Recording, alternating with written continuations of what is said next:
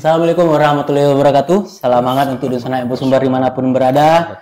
Kali ini kita ketemu lagi di Info Sumbar Podcast, yang mana kita sudah kehadiran bapak-bapak ini yang membawa semangat perjuangan lewat event, pastinya lewat kegiatan untuk anak muda lah. Kali ini targetnya anak muda, yang mana itu adalah eventnya Lomba Lintas Alam Telusur Jejak Perjuangan Harimau Kuranji. Panjang sekali ini ya secara judul event, dan ini memang eventnya perjuangan, ada perjuangannya, ada telusur alamnya, ada di sini kita bicara anak muda yang pengen mungkin yang hanya bicara cintai alam. Nah, ini di eventnya ya. Jadi kita sudah kedatangan ini bapak-bapak, bersama saya sudah ada Pak Epiandri Raju Budiman, ada Bapak Khalid Saifullah dan Bapak Marsaleh Azaz ya. Yang mana Bapak Epiandri ini yang kita ketahui Wakil Ketua DPRD Provinsi Sumatera Barat. Pak Khalid itu adalah Ketua Perkumpulan KPA Bias. Nanti kita akan bahas apa itu KPA Bias. Dan juga Bapak Marsaleh Azaz itu pemerhati sejarah Batalion Harimau Kuranji. Nah, ada kata batalion, apakah ini angkatan? Nah, nanti kita tanyain ya. Jadi kita bakal ngobrol-ngobrol soal eventnya. Kita bakal kulik satu persatu. Ini teknisnya nanti bagaimana, kapan mulainya, terus nanti siapa saja pesertanya. Nah, yang pasti teman-teman harus nonton ini, dan kita akan masuk aja ya ke pertanyaan Pak, karena ini bakal ngalir aja, kita bakal santai Pak. Siap. Nah, terus mungkin ini Pak, kita bicara soal telusur jejak petualangan lah ini bahasanya ya, mengajak anak-anak muda untuk ikut serta ini lintas alam yang pastinya fisik. Tapi saya pengen tahu nih, apa nih Pak, bagaimana ini bisa menjadi concern lah bagi Bapak, bagaimana ini bisa menjadi, oh ini kayaknya perlu diangkat. Nah, mungkin akan ngalir aja dari Pak Epi dulu dah. Boleh, silakan Pak. Ya, baik. Terima kasih. Assalamualaikum warahmatullahi wabarakatuh. Waalaikumsalam. Ya, salam dan semangat buat pemirsa Info Sumbar dimanapun berada. Ya, pertama terima kasih ya, Info Sumbar sudah memfasilitasi kita untuk sore ini dalam rangka berdialog ya, berdiskusi. Ya, berkaitan ada kegiatan Lomba Lintas Alam Telusur Jejak Perjuangan Harimau Kuranji yang keempat, tahun keempat ini. Keempat ya, yang tahun keempat. Ya, memang agenda ini sudah rutin kita laksanakan, menjadi salah satu kalender tetap yang kita laksanakan. Ya, dan ini memang sasarannya ya generasi muda, terutama para generasi yang memang hobinya berada di alam selama ini. Nah, ya, dan memang ini kegiatan ini ya yang agak jarang dilakukan, tapi insya Allah kita bersama Perkumpulan KPA Bias sudah melaksanakan 4 tahun berakhir. Ya, sesuai dengan judulnya, ya Telusur Jejak Perjuangan Harimau Kuranji.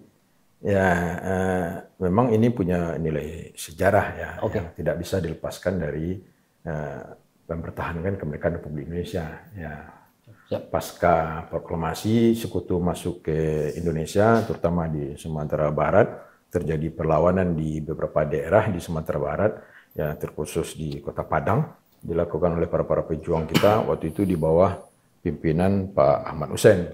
Ya, Lekol Ahmad Hussein waktu itu. Ya, sampai akhirnya ya, para pejuang itu melakukan perlawanan, kemudian ya, di Padang Kota dianggap sudah tidak aman untuk pergerakan, ya karena berisiko menyasar rakyat biasa. Ya, biasa. Akhirnya pasukan itu beralih ke kampung waktu itu yang nama Kuranji. Ya, waktu itu Kuranji itu belum nama kecamatan. Ya, waktu itu Kuranji itu bagian dari Nagari Pauah. Pauah. Belum ada kecamatan Pauah, Limo, belum ada kecamatan Kuranji. Waktu itu bagian dari Kabupaten Padang Pariaman. Padang Pariaman. Nah, jadi kampung yang bernama Kuranji. Ya, sampai semua pasukan itu ditarik ke Kuranji dan bermarkas di sana. Ya, ceritanya agak panjang, tapi nanti ya, dan nama Harimau Kuranji itu ya dari nama kompi menjadi nama batalion ya. Ya, ya, kemudian menjadi nama resimen. Ya, jadi nama resimen waktu itu. Itu didasari terjadinya waktu itu serangan ke pos kutu ya, pos kutu yang berada di Bokluang. Bukan pos, gudang senjata. Gudang senjata sekutu yang berada di Rimbokaluang. Ya. Tepatnya Hotel Ibis dan kantor PIW sekarang. Ya, itu diserang pas tanggal 21 Februari tahun 46. Nah, 46 itu yang diserang. ya besoknya muncul semacam bahasa dari para sekutu itu, ada pasukan tentara ya yang datang dan perginya secepat kilat seperti harimau. Oke. Ya, muncullah bahasa Tiger of Kranji. Oke. Terdengar oleh Pak Ahmad Hussein sebagai komandan pasukan itu, langsung diberi nama pasukannya pasukan harimau Kranji. Ya, dan kenapa ya ini yang kami angkat? Ya jujur, termasuk saya sendiri, ya putra Pos 9 Kecamatan Kranji, yang selama ini sering mendengar nama harimau Kranji, kita bangga, tapi kita tidak tahu dengan sejarah. Itu dia. Saya sendiri tidak tahu tentang sejarah itu.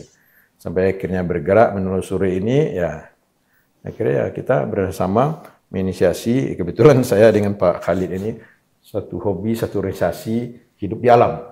Ya, sama daki gunung dulu, sampai sekarang sebetulnya. Sampai sekarang. Ya, akhirnya coba kami gagas. Hobi kawan-kawan dari para generasi muda kan yang sehobi dengan kami ini kan banyak. Ya, kadang-kadang kurang mendapatkan tempat untuk berkreasi. Ya. Nah, kali ini Bapak memberikan full support. Coba kita berpikir ya hobi kita bisa tersalurkan, kemudian dari sisi sejarahnya pun akhirnya bisa kita mengingatkan masyarakat. Betul. Ya, sasarnya sebetulnya panjang ini. Bukan sekedar untuk lomba lintas alam tiap tahun saja. Sekarang ini ya saya juga menginisiasi membuat kelompok kerja.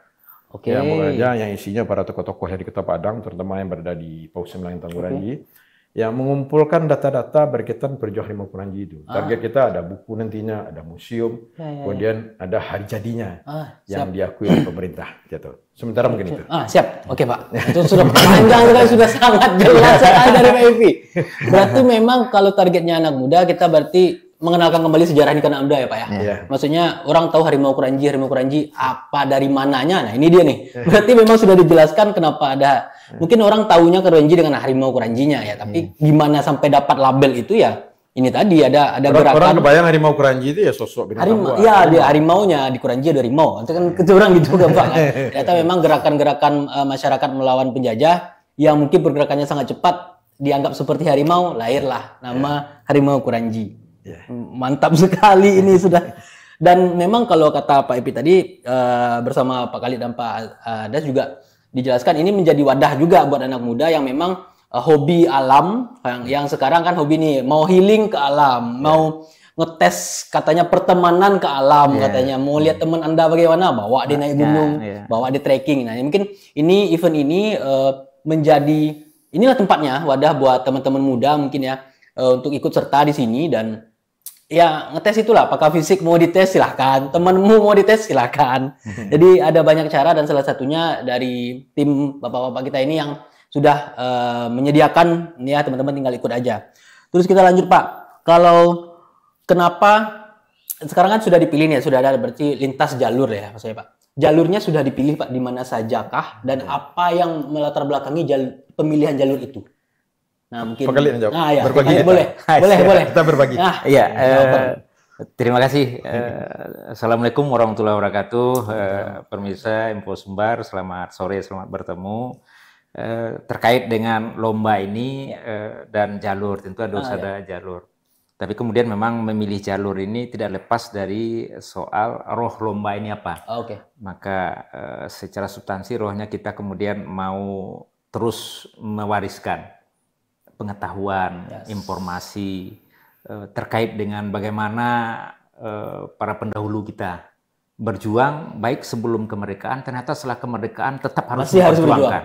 Nah, ini yang harus ditanamkan kepada generasi-generasi muda, sehingga jangan sampai kemudian generasi muda itu tak kenal dengan sejarahnya. Apalagi kalau sampai lupa. Nah, jadi momen ini adalah kenapa dipilih dalam bentuk lomba lintas alam. Karena lomba lintas alam ini adalah ajangnya anak muda cukup banyak. Naik gunung, camping, kemudian hiking gitu kan. Nah, kita kemaslah menjadi sebuah perlombaan. Jadi mereka bisa menyalurkan hobi, minat dan bakatnya dalam sebuah kegiatan dalam bentuk lomba supaya ada motivasi untuk menjadi lebih baik. Maka dibuatlah lomba dan beri reward atau hadiah.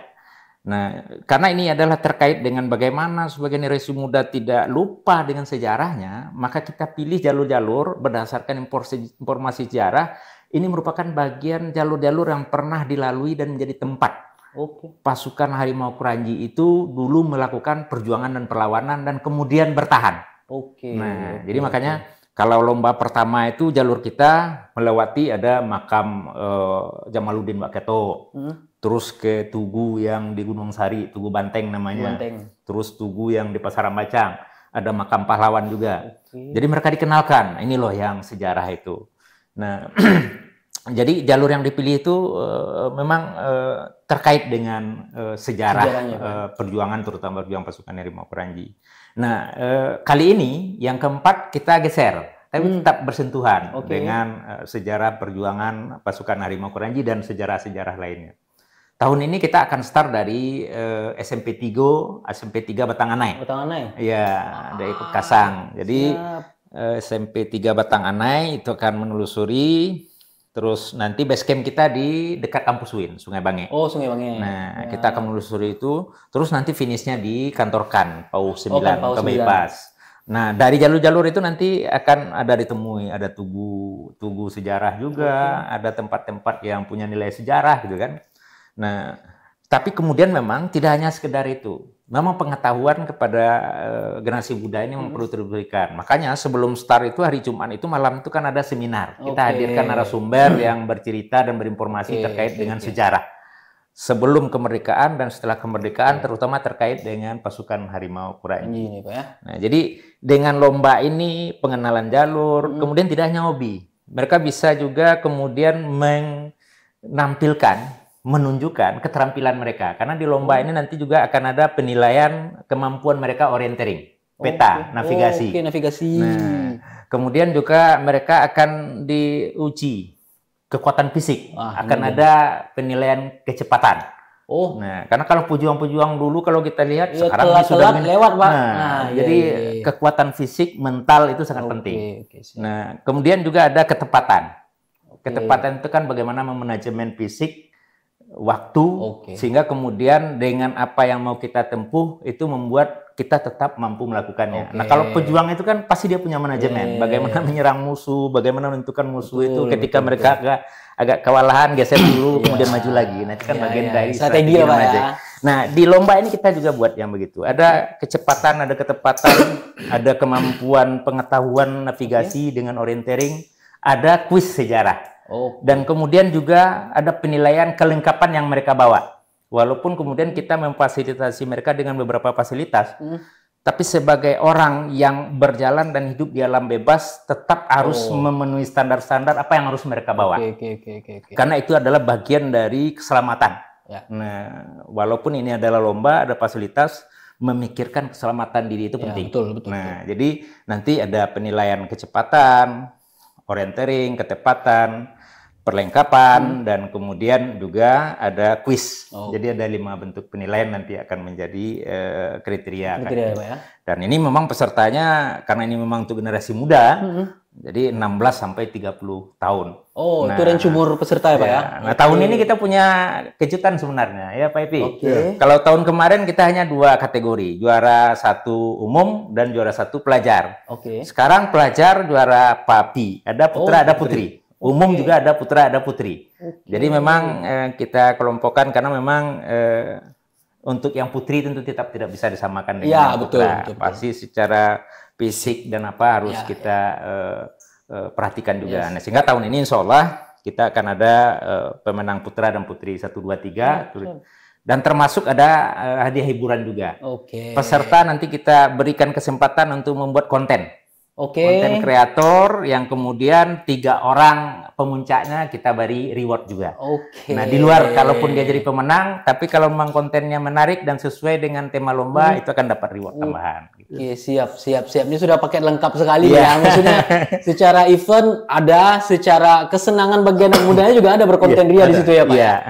Terus juga Pak, kata Bapak ada seminarnya tadi ya Pak ya? Berarti memang dibekali dulu dari awal semuanya gitu ya Pak? Berarti yang mereka lalui pun, ya mereka tahu nih ini kejadian apa di sini, ini yang tinggal di sana apakah dalam bentuk tugu, dalam bentuk monumen, mereka juga dapat istilah. Kalau boleh tahu Pak, sudah adakah panjang jalurnya Pak? Seberapa gitu Pak? Kalau lebih kurang perkiraan kita sekitar 40 km 40 lah kilo total ya? semua. Dan 2 hari perjalanan. 2 hari Sabtu perjalanan. Minggu. Wah, terbaik. Berarti memang ya ini jadi kembali jadi wadah untuk, dan ini ada tahun ini berarti yang ada putrinya Pak ya? Ada putri, kelompok putri khusus. Tahun kemarin belum ada? Umum pesertanya ada putri, tapi dia tetap masuk kelompok. Belum dikelompokkan satu ya Pak? Pelajar sama umum saja. Kalau sekarang pelajarnya ada juara putri, ada juara putra. Umum juga ada juara yang putri, ada juara putra. Nah, kalau kemarin semua putra putri digabung ya Pak ya? Wah, berarti sekarang ada tim yang bakal putri semua berarti ya? Aduh, ini terbaik nih. Pendampingan nanti gimana Pak? Apakah di lapangan ada mungkin dari tim panitia atau ofisialnya nanti yang 1 orang itu ya Pak ya? Ya, kita peserta kan ada 4 orang secara tim, tapi yang 3 orang yang turun mengikuti jalur yang kita buat, yang 1 orang nanti membackup dan itu mereka di start, nanti di base camp dan finish. Mereka tidak boleh terlibat dalam proses perjalanan. Oh gitu. Nah, sementara kita panitia juga menyebar.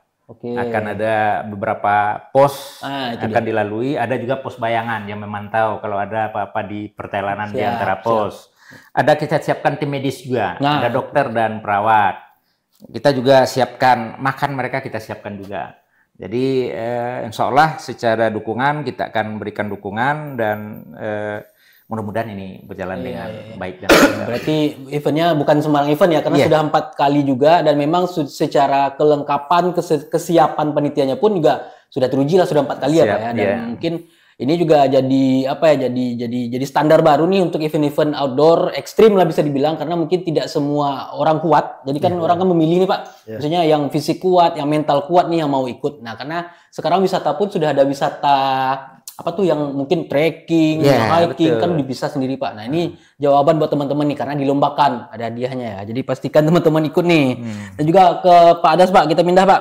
Mungkin menurut Bapak nih, apakah memang event ini adalah bagaimana kita meningkatkan tahu sejarah, tahu secara tidak langsung adalah nasionalisme kita juga dibangun di sini gitu ya, karena pejuang Padang dan Sumatera Barat juga ini salah satunya adalah tempatnya, adalah lokasinya. Jadi menurut Bapak, apakah event ini salah satu jawaban untuk anak muda yang mungkin ya sudah mungkin agak tergoyang mungkin nasionalismenya dengan sekencang apa masuk apa tuh yang dari luar lah. Sekarang kita bicara bagaimana sejarah dibangun di sini. Apakah ini menurut Bapak salah satu solusi bagi Padang atau Sumatera Barat mungkin menurut Bapak?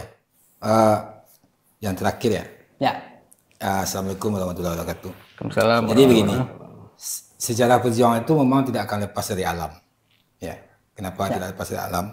Sebab jalan perjuangan itu memang para pejuang kita memang melintasi alam untuk menghindari dari pos-pos yang dijaga oleh lewat jalan raya lewat ya Pak ya. Nah, kalau bicara masalah Kuranji, bentangan alam Kuranji ini di Sumatera Barat ini ada 3. Misalnya kayak di Kamang, kemudian di Situjua dan di Kuranji. Nah, cuma dari 3 bentangan ini yang uniknya Kuranji. Nah, dalam catatan sekutu memang disebutkan bahwa Kuranji ini ada keunikan, ada troubleshot, ada titik kilas kembali. Begitu dia masuk ke Kuranji, mereka akan dihadang oleh sebuah sungai. Ya, dibandingkan dengan Kamang dan Situjua itu tidak memiliki sungai. Ada sungainya, sungai yang besar ada. Nah, kemudian di Kuranji juga ada lapangan yang sangat luas. Nah, kemudian arah ke timur ini ada lapisan bukit-bukit barisan dan cukup lapis. Nah, ada juga harimau di sana. Ya, itu dia. Kondisi alam inilah yang sangat dipahami oleh sekutu, sehingga ketika sekutu dengan alasan untuk membawa kembali pasukan Jepang yang kalah Jepang waktu 45, mereka tidak bisa langsung untuk masuk melewati batas-batas wilayah yang memang Padang ini dibatasi oleh sungai. Jadi sekutu ini membagi wilayah itu berdasarkan bentangan alam. Jadi kalau seandainya mulai dari Bandar Bekali ke atas, itu mereka sebut dengan Padang luar kota. Padang luar kota. Nah, Padang luar kota. Kenapa muncul pasukan harimau Kuranji? Memang ketika di bulan November 1945 kedatangan sekutu yang memboncengi Nika, ya kan? Nah, para pejuang kita ini kan semuanya udah setengah abad dikuasai oleh kolonial Belanda. Betul. Mereka tahu mana yang Belanda, mana yang Inggris. Jadi bahkan mereka juga pasti menguasai bahasa Belanda.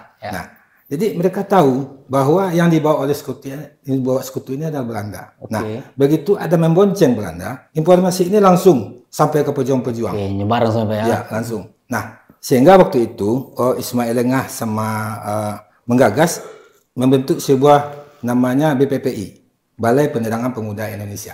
Nah, dari BPPI inilah kemudian disusun strategi. Sampai kemudian di tanggal 5 Januari 1946 dibentuklah Dewan Perjuangan Padang Area.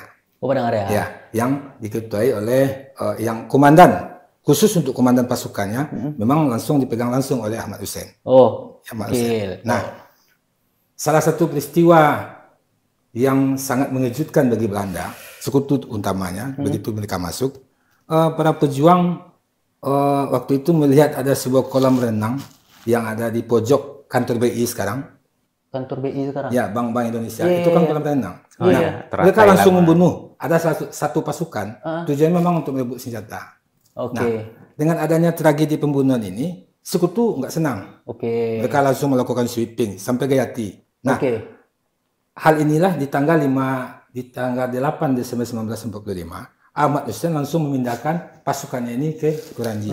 Nah, di sanalah dia melatih dengan disiplin yang sangat kuat pasukannya. Kebetulan Ahmad Hussein ini adalah mantan pasukan Yugun atau Jepang, ya? Korps Tentara Relawan bentukan Jepang. Ya, sama dengan Heiho sama dengan Peta. Nah, Ahmad Hussein sama dengan pejuang-pejuang yang lainnya. Jadi orang Minang ini selalu penuh dengan inisiatif, kaya dengan inovasi. Ya. Di tahun 45 sampai akhir di 49 itu banyak kompi-kompi yang nama-namanya sama dengan kini sekarang dengan konteks kekinian. Ada namanya Kompi Bakapak, ada namanya Kompi Berayun. Ada Tentara Samui, ada pasukan berani mati yang dikomandoi oleh Jamaluddin Waketo. Nah, nama-nama ini melambangkan semangat. Melambangkan semangat juang waktu itu. Nah, dari sekian banyak kompi yang muncul itu yang lebih dominan adalah pasukan Harimau Kuranji. Kenapa muncul hal-hal demikian? Ahmad Hussein sebagai komandan Padang Area, dia ingin menggagas, ingin memberikan shock terapi ke sekutu. Ya, maka di tanggal 21 Februari 1946, pas jam 12 malam sampai jam 5, dia menggagas sebuah serangan yang memang sangat strategis sekali. Dia kumpulkan pasukan di Simpang Kalawi sebagai titik kumpulnya. Kemudian ada lagi yang di Anduriang. Ya. Kemudian ada lagi yang sudah menunggu di dekat Pasar Alai. Nah, titik serang mereka adalah markas sekutu yang dulunya sebagai markasnya Jepang. Posisinya pas di Hotel Ibis sekarang ini. Ya kan, Hotel Ibis kan dibatasi oleh Bandar Bakali. Iya, betul. Nah, serangan ini dari dua sisi, dari seberang Bandar Bakali, kemudian yang dari sebelah selatannya. Nah, penyerangan jam 12 malam sampai jam 4 ini hasilnya sangat luar biasa. Dalam catatan sekutu sebanyak 40 pasukan mati waktu saat itu juga. Satu orang pejuang dari kita. Pasukan sekutu. Ya, pasukan sekutu. Satu orang dari kita, Kolonel Rifai, meninggal di waktu penyerangan. Yang kemudian dimakamkan di makam pahlawan Harimau Kuranji. Nah, bagaimana efeknya? Satu orang dari pasukan Pak Ahmad Hussein, cuma ada satu orang dari masyarakat biasa yang ikut menyerang, yang tidak diketahui identitasnya. Jadi dua orang dari pasukan dari rombongan Ahmad Hussein, dua orang meninggal. Itu yang berkubur pertama di makam pahlawan Kuranji. Jadi apa dampaknya? Ini menjadi motivasi bagi kompi-kompi yang lain. Jadi ada semacam pemahaman bagi para pejuang. Mereka tidak mesti menunggu komando dari siapapun. Begitu ketemu sekutu bisa langsung. Jadi ada kewajiban untuk melakukan serangan.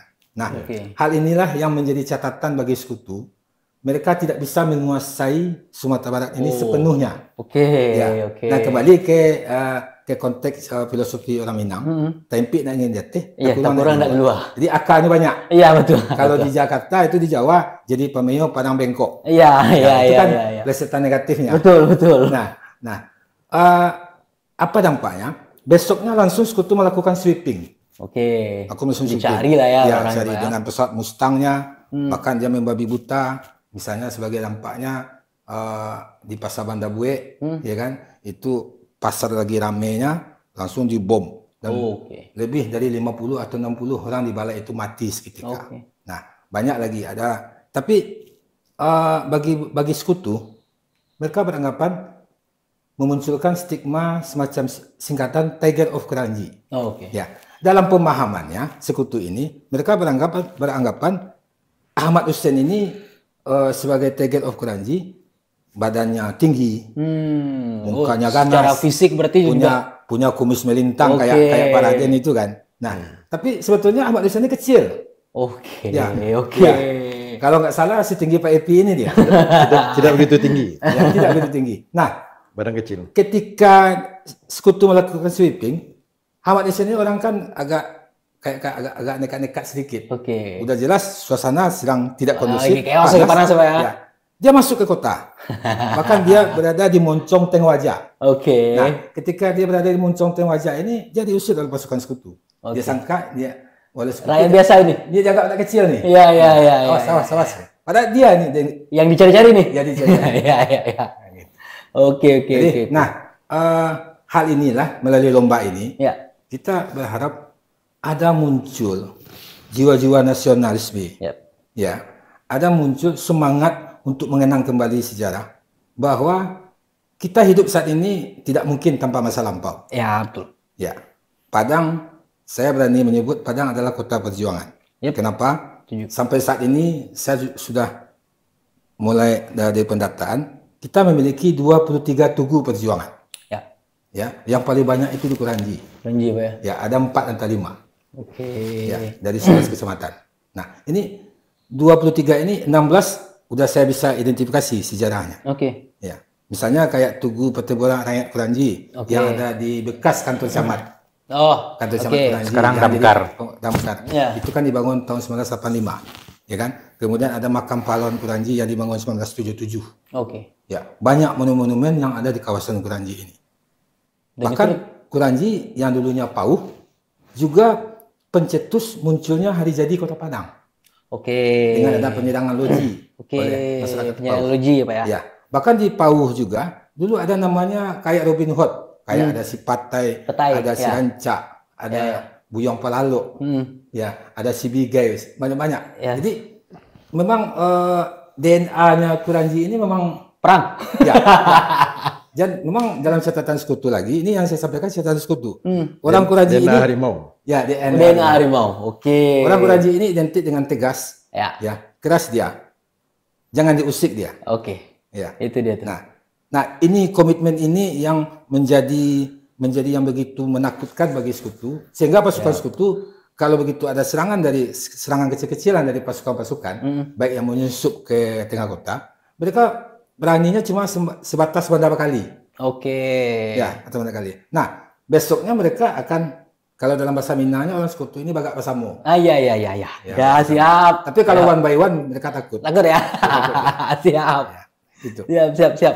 Ya, berarti bisa dikonklusikan dari cerita panjang dari Pak Adas ini memang udahlah, ini perjuangan, ini sejarah, ini nasionalisme yang memang dijaga sampai sekarang lihat event ini gitu. Di Padang yang mana Pak Adas bilang tadi kota perjuangan, kota yang apa ya, yang memang sejarah perangnya juga kuat dari dulu ya Pak ya. Memang sampai sekarang kata Pak Adas 23 tugu yaitu ada rata-rata di Kranji semua. Berarti kita bisa konklusikan memang Kranji jadi salah satu basis terbesar juga kalau untuk di zaman bukan semua, sebagian besar. Sebagian besar ya Pak ya. Sebagian besar apa tuh menjadi basis memang orang-orang yang ikut berperang pada zaman dulunya. Memang nama-nama yang Bapak sebut tadi, si Patai, si Bigai, saya juga pernah dengar itu Pak, nama-nama yang memang, wah ini Kranji dikenal dengan itulah. Selain dengan harimau Kranjinya, memang ada ikon-ikon yang di zaman perang itu, ya orang-orang yang berani memang ngelawan gitu loh Pak. Jadi ya nasionalisme ya jangan perlu ditanya lagi lah. Ini sudah bagaimana mendapatkan kemerdekaan yang benar-benar dari ketika Jepang, ketika Belanda itu memang habis semua ya Pak dengan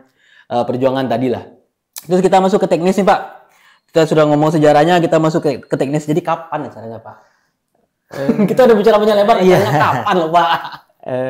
Acara lomba ini insya Allah kita laksanakan mulai 22 Agustus minggu depan, Jumat. Semoga sudah tayang ini ya, 22 Agustus ya. Jadi Jumat itu sudah mulai registrasi habis sholat Jumat. Sore technical meeting. Malam seminar dan pembukaan. Nah, hari Sabtu pagi sudah start etape pertama. Sama orienteering.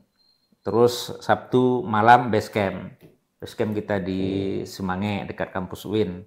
Besok pagi start lagi. Jadi ada 4 hari sebenarnya totalnya. Karena peserta kita adalah seluruh provinsi Sumatera Barat, targetnya 19 kabupaten kota, dan pengalaman 3 kali lomba itu ada memang dari Sijunjung, Tanah Datar. Nah, bagi peserta yang kan setelah pengumuman biasa kan tengah malam. Nah, itu kita akan fasilitasi juga di lokasi finish untuk tetap stay dan insya Allah juga sarapan pagi kita siapkan. Karena nggak mungkin kan tengah malam berangkat jauh. Nah, jadi insya Allah pelaksananya 22 mulai. 22 mulai Pak ya? Jumat, Sabtu, Minggu. Berarti memang tidak ada jalan malamnya? Enggak, malam istirahat. Oke, siap-siap. Ini jawaban juga nih, jalan malam bahaya juga di sana. Trekking lewat. Tapi mestinya kalau orang pejuang malam kan jalan juga. Itu dia, Pak. Tapi paling tidak kita kan mengenalkan. Begini loh, ini lo sejarah, ini lo pejuang, dan ini lo jalur-jalur, dan seperti sampaikan Pak Ad itu, bicara Harimau Kranji ini tidak hanya bicara Kranji saja sebenarnya. Kita juga mau menyebutkan bicara pasukan Harimau Kranji. Kalau mau dilihat secara spesifik siapa-siapa saja pasukan Harimau Kranji itu ternyata menyebar. Menyebar dia, tidak hanya orang-orang dari Kranji segala macam. Jadi artinya memang kita mau menanamkan bagaimana generasi muda itu selain dia kemudian bisa menikmati hobinya untuk berpetualang, berjalan di alam, mereka juga kemudian tumbuh rasa nasionalisme dan patriotismenya. Dan kemudian ini menjadi warisan. Karena kemudian memang saya sudah lama lah, termasuk dengan Pak Epi ini kan, kami mah hobi alam. Camping, naik gunung, lomba ini jangan disebut lagi. Tapi memang jarang-jarang orang ngadakan lomba, tapi kemudian konekskan dan kemudian memasukkan nilai-nilai yang seperti kita coba bangun ini. Karena kemudian memang butuh sumber daya yang besar, butuh persiapan yang cukup matang juga. Nah, kita pun ini 4 kali ini kan tetap setiap lomba tentu ada kekurangan-kekurangan. Dan kita selalu minta kepada kawan-kawan yang peserta maupun ofisial atau lembaga yang terlibat, kalau ada yang kurang, mari kita sama-sama kasih masukan dan kita perbaiki.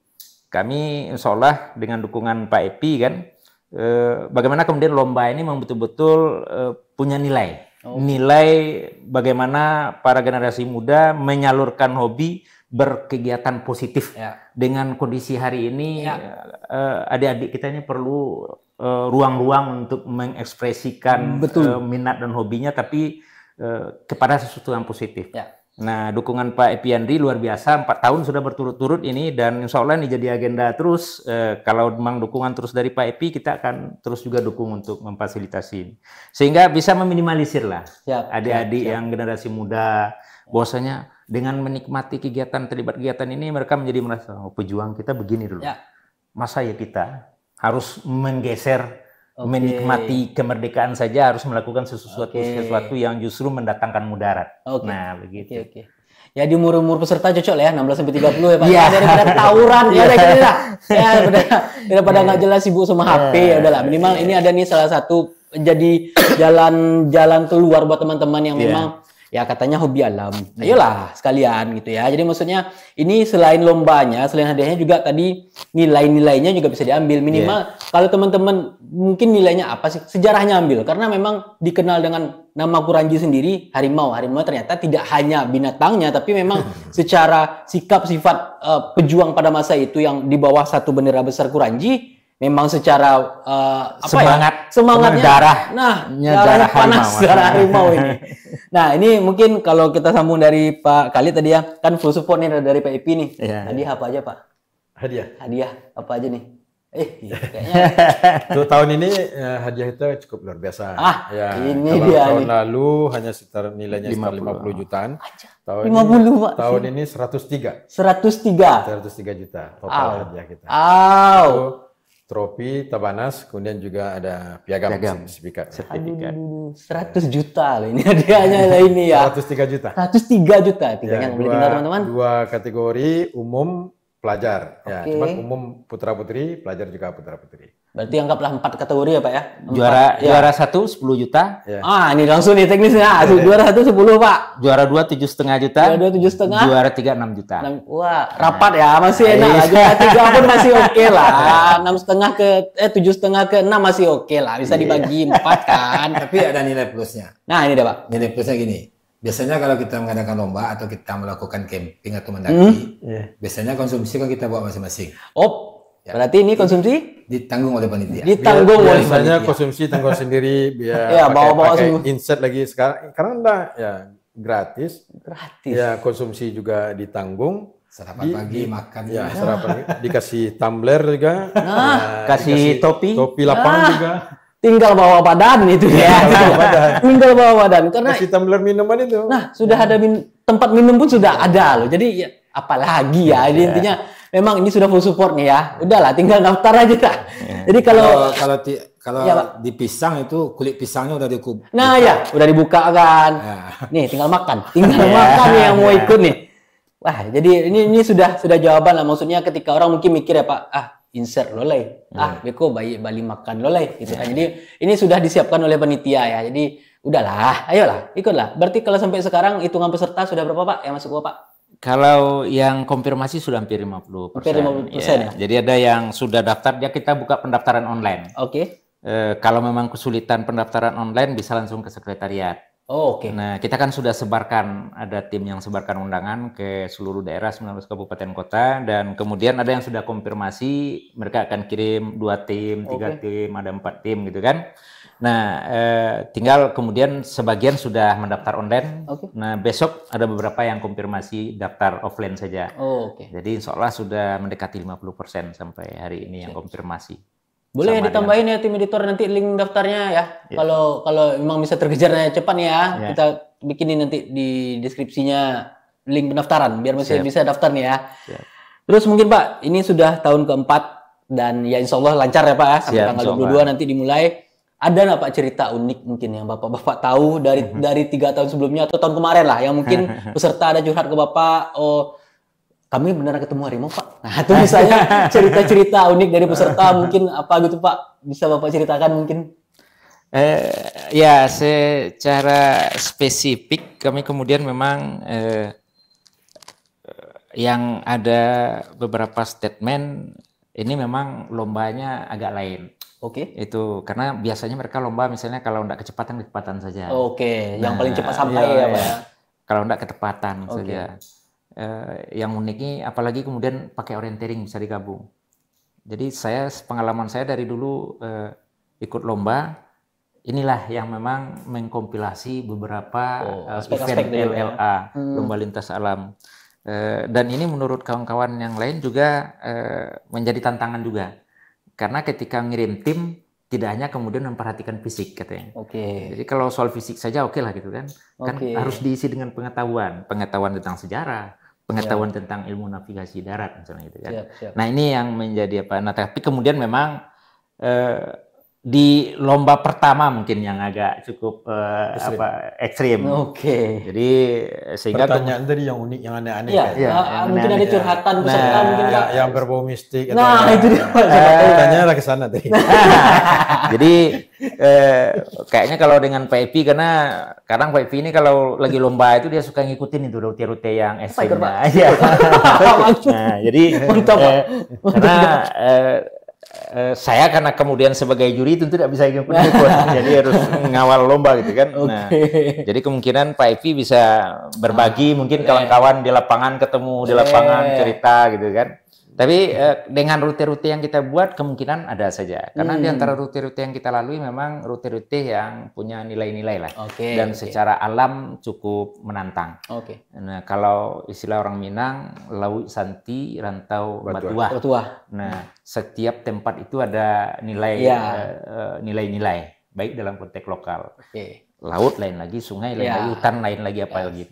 Nah, jadi mungkin itu. Nah, kalau Pak Epi nih, kalau kata Pak Khalid, Pak Epi ngikut. Nah, ada nama peserta yang curhat ke Bapak nih? Ya, jadi saya memang selalu ikut ya. Jadi bukan sekedar pembukaan, hadir penutupan, enggak. Ya 3 hari kegiatan itu sampai 4 hari ya. Saya selalu ikuti selama 4 hari itu full. Full. Termasuk ikut berjalan ya di rute itu. Ya sebetulnya ya cerita-cerita yang agak spesifik kayak mistik ya sebetulnya tidak begitu terlalu ada ya. Ya kenapa? Ya karena dari panitia sendiri kita dari pengumpulan bias memang mewaspadai hal-hal yang seperti itu akan terjadi. Ya contoh ya di LLA yang pertama dan kedua itu ya kita sempat memvokasi peserta. Kita punya hitung-hitung tersendiri. Lomba dasar yang pertama itu rutenya yang cukup ekstrim. Ya itu menuju Ngalau Sipatai namanya di daerah Belimbing, di daerah Gua. Ya ada Butumpurung. Ke Ngalau Sipatai itu 1 jam lebih dakian. Ya kita target anggota itu sudah harus sampai di pos selanjutnya itu yang arah ke camp kita hari itu jam 3 sudah harus sampai. Ya, jam 3 jam 4 ya. Jika jam 3 jam 4 sana kita ambil kebijakan untuk evakuasi. Kita selalu evakuasi. Ya dianggap mereka tidak tercapai targetnya, ya kita tidak mau ambil risiko evakuasi. Waktu itu kita sampai evakuasi sampai malam. Jam 10. Nah sampai malam anggota itu belum lengkap.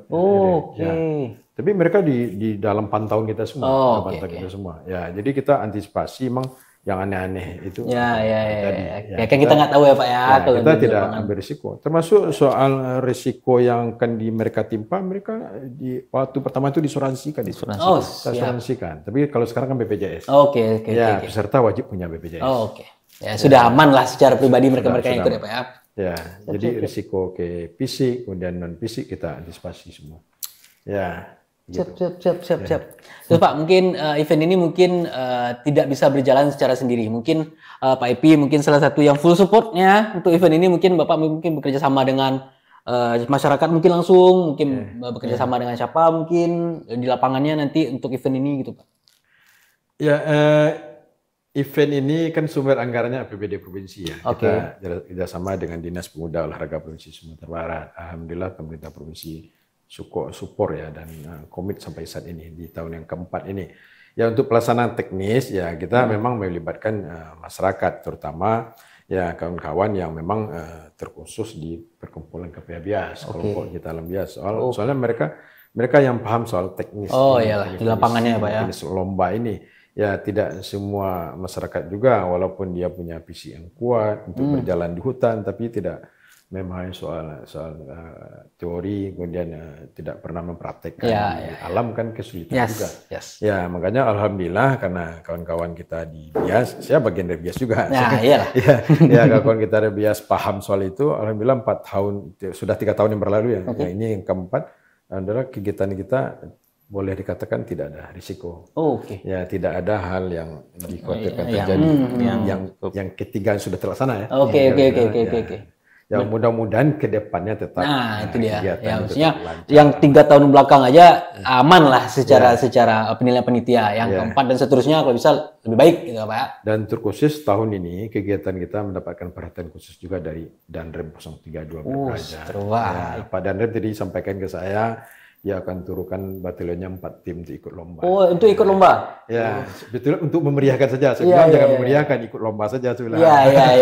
Karena kawan-kawan TNI pasti ngerti juga soal orientering. Betul Pak, sudah apa ya? Sudah balik sana mungkin ya. Udah hatam paling kalau main di alam dengan fisik yang begitu udah. Wah, udahlah. Kebanyakan kendala kan sebetulnya peminatnya sangat banyak.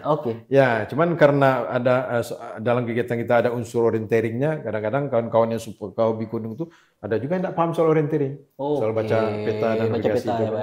Ya, jadi mereka ikut, kita nggak ngerti kalah aja ini.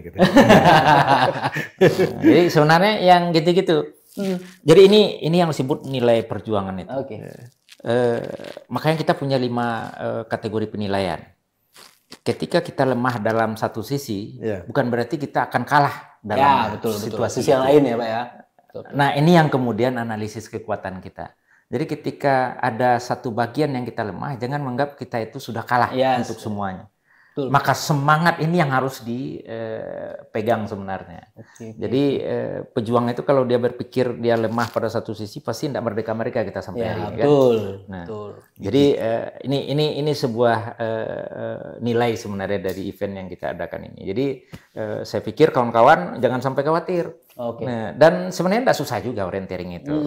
Dan kita memang bagi 5 poin dari 1000 total itu kita bagi 5. Jadi kalaupun ada satu bagian yang lemah, maka di bagian lain kan bisa masih ada kemungkinan masih ada subsidinya.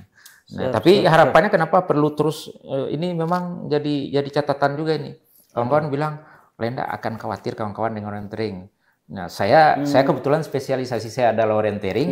Menurut saya ini penting karena ini menjadi bagian pengetahuan yang harus dimiliki oleh orang-orang yang memang hidup di alam bebas. Kemampuan orienteering itu akan membantu mereka untuk survival ketika berada di alam bebas. Maka ini menjadi motivasi juga bagi generasi muda perlu membangun pengetahuannya untuk paham dengan membaca peta, mencari koordinat, menentukan posisi di mana dia berada gitu kan. Sehingga kan kita nggak tahu dalam tanda kutip hidup kita besok itu kan nggak tahu seperti apa. Ketika kita sudah memiliki pengetahuan seperti itu, kita sudah siap dengan kondisi yang terburuk. Jadi tidak ada salahnya kemudian ini menjadi motivasi untuk mengembangkan dan meningkatkan kapasitas diri. Ketika ilmu basic hidup lo itu Pak. Ketika kita kehilangan sinyal HP. Nah, itu dia. Koordinat lah yang bicara kan Pak. Ya, kemampuan orienteering itu yang akan membantu kita untuk bisa keluar dari situasi. Apalagi misalnya kalau kita dalam hutan mungkin pohon ditandain apalagi kalau dalam hutan kan. Iya ya. Nah, jadi dari hasil boleh katakan analisis yang kemudian evaluasi juga 3 kali kegiatan kita 3 tahun ini. Ya rasanya kami Perkumpulan BBS berpendapat kemarin ini ke depannya perlu kawan-kawan yang suka hobi di alam bebas ini perlu kita lakukan semacam diklat. Sehingga mereka paham kalau ada situasi yang memang darurat, urgen, punya kemampuan untuk bersurvival. Paham dia soal orienteering, baca peta segala macam. Ya, sepertinya tahun depan kita akan laksanakan itu. Diklatnya, Pak? Ya, jadi bukan kita berikan diklat itu bukan ke peserta yang akan ikut lomba saja, tidak. Tapi mereka harus mempunyai kemampuan itu, ilmu itu, keterampilan itu, karena hobi mereka berada di alam. Iya, betul. Ini untuk support untuk hobi mereka malah. Siap. Tahun depan insya Allah kita laksanakan. Soalnya Pak ya, ditunggu. Berarti ini jadi apa juga nih? Jadi hal yang betul ditunggu juga selain lomba ini, lomba lintas alam ini. Juga nantinya Pak Ipi kabarnya tahun depan ya Pak diklat ya Pak semoga insya Allah ya Pak Mungkin ini Pak terakhir dari saya mungkin kepada bapak-bapak mungkin pesan Bapak kepada anak-anak muda yang mungkin yang sudah ikut atau mungkin yang mau ikut. Nah mungkin kita berikan ajakan Pak dari bapak-bapak gimana nih, ayo anak muda. Nah ini lombanya sangat apalagi bicara soal alam, anak muda dan alam katanya deket nih, ayolah silakan Bapak berikan ajakan yang menarik Pak pada anak-anak ini Pak. Baik, lomba lintas alam Harimau Kuranji bukan soal Kecamatan Kuranji, bukan soal Kampung Kuranji. Ya, itu sejarah yang melibatkan bangsa dalam mempertahankan kemerdekaan Republik Indonesia, khususnya Sumatera Barat. Ya, kebetulan markasnya berada di Kecamatan Kuranji. Ya, cuman prajuritnya, pasukannya itu dari seluruh Sumatera Barat. Ya, yang memang punya andil dalam mempertahankan kemerdekaan dulu. Setelah masuknya sekutu ke Sumatera Barat. Ya, jadi ini kegiatan ini bagian dari bagaimana kita kembali mengenali sejarah itu, karena kebanyakan kaum-kaum generasi muda tidak paham tentang sejarah. Betul. Ya, Soekarno pernah bilang jangan pernah sekali kita melupakan sejarah. Ya, jas merah. Ya, ini merupakan menjadi tanggung jawab kami juga. Ya, bagaimana kegiatan ini tak bertahan. Ya, sehingga tujuan kita supaya generasi muda paham tentang sejarah. Ya, jadi peringatan 17 Agustus kadang-kadang yang generasi muda di mana sibuk sekarang ini? Mengadakan lomba ini, lomba itu, panjat pinang segala macam. Ya kadang hanya semacam seremonial dan euforia seperti itu. Betul. Ya mereka tidak memahami padahal setiap yang dia bikin makan kerupuk kah, baju belut kah, panjat pinang dari tamu itu kan punya makna itu. Ya betul. Itu. Ya saya beri satu contoh saja. Panjat pinang itu maknanya sangat dalam. Ya, kan setiap panjat pinang itu ada bendera merah putih berkibar di atas untuk mendapatkan hadiah-hadiah itu. Itu menggambarkan perjuangan. Ya, tidak bisa bendera itu dikibarkan oleh satu orang di atas itu. Betul. Perlu bersama-sama. Dan bersama itu mereka yang ikut bersama mengibarkan bendera itu rela harga diri mereka diinjak. Betul. Ya, kepala diinjak, bahu diinjak, celana Sarawak sampai tangan. Bagaimana bendera itu dikibar di atas? Itu makna perjuangan itu dari panjat pinang itu. Pinang ya, Pak. Ya, jadi harapan saya ya kita bersama, karena kemampuan kami juga terbatas, tentu kita mengajak ya seluruh masyarakat, tokoh-tokoh ya setiap kegiatan HUT RI ini ya adalah kita bicara sejarah, sampaikan generasi muda. Siap. Ya, saya tutup dengan sebuah pantun. Oh, siap. Pergi ke pasar membeli lada. Ya, jangan lupa membeli pepaya. 80 tahun kemerdekaan negara kita. Jangan pernah lupakan sejarah bangsa tercinta. Cocok sekali ya. Bulan Agustus kita bicara perjuangan, kita bicara event ini, dan ditutup dengan pantun yang sangat mantap sekali dari Pak Ipi. Oke, mungkin boleh tambahan Pak dari Pak kalian mungkin Pak. Oke, generasi muda, pelajar dan mahasiswa, terutama yang memang generasi muda, mari tunjukkan ekspresi Anda dengan mengikuti Lomba Lintas Alam Telusur Jejak Perjuangan Harimau Kuranyi.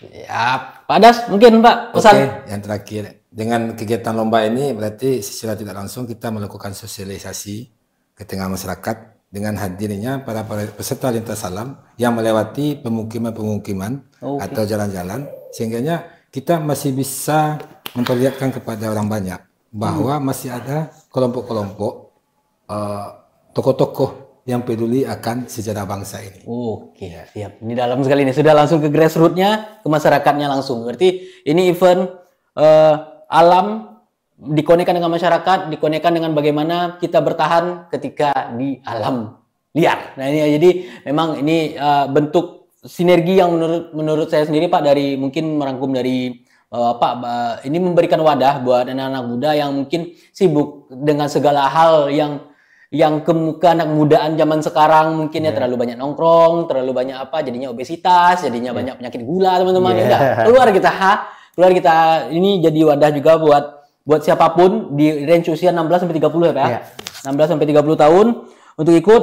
Jadi ini adalah bentuk bahwa sejarah itu tidak hanya dari kata-kata teman-teman. Sejarah itu bisa kita lakukan, kita bisa cari kembali sejarahnya dengan mengikuti lomba ini.